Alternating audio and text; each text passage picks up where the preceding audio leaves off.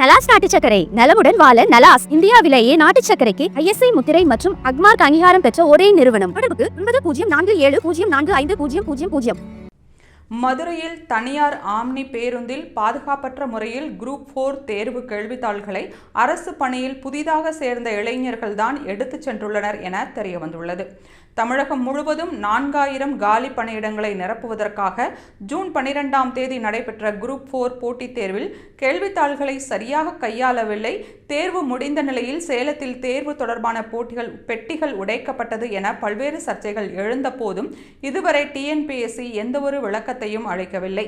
இந்நிலையில் மதுரையில் தேர்வுக்கு முன்னதாக தனியார் ஆம்னி பேருந்தில் பாதுகாப்பற்ற முறையில் கேள்வித்தாள்கள் கொண்டு செல்லப்பட்ட விவகாரத்தில் ஈடுபட்டது அரசு பணிகளில் புதிதாக சேர்ந்த இளைஞர்கள் என்று இப்போது தெரிய வந்துள்ளது. மேலும் இதற்கு முன்பு நடைபெற்ற TNPSC தேர்வுகள் மூலம் தேர்வு பெற்று அரசு பணிகளில் சேர்ந்த 42 இளைஞர்கள் மதுரை தேர்வு பணிகளில் ஈடுபட்டதாக தகவல் வெளியாகியுள்ளது. சம்பந்தப்பட்ட 42 பேரும் ஒரே குறிப்பிட்ட பயிற்சி மையத்தில் போட்டித் தேர்வுக்காக படித்து தேர்வு பெற்ற நிலையில் அனைத்து இளைஞர்களுக்கும் மதுரையில் தேர்வு பணி வழங்கப்பட்டது எப்படி என்ற கேள்வி எழுந்துள்ளது.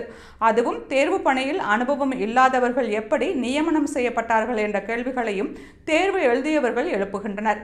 இதன் பின்னணியில் ஏதாவது சதி நடந்திருக்கிறதா என்பது குறித்து விசாரணை நடந்தால் மட்டுமே முழு விவரங்கள் வெளியே தெரிய வரும் என்பது தேர்வு எழுதியவர்களின் ஆதங்கமாக உள்ளது.